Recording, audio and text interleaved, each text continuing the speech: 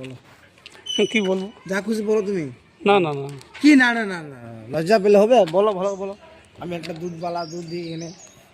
ও এখানে দুধ দিয়ে সেই গল্পটা বলবো? দুধের গল্পটা বলো। না থাক পরে বলবো।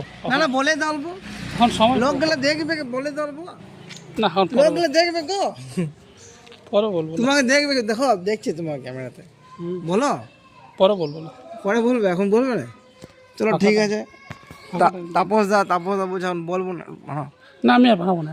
তাপস দা বলছে আমি বলবো না। চলো ঠিক আছে, রাখো ওটা রাখো। পরে পরে বলছে আমাকে বলতে দিচ্ছে না। দেখো তাপস দা দুধ ফুদ নিয়ে এসছে, দেখো ঘরে অনেকগুলা গরু আছে, তোমরা দুধ নেবে তো বলবে আমাকে, তাপসদার কাছ থেকে এনে দেবো তোমাদেরকেও।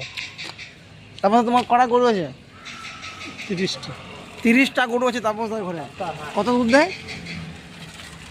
40 কিলো 50 কিলো হয়। রোজ গেদে বড় তাপস আমাদের গেদে বড় দেখছো, 40-50 কিলো দুধ দেয়।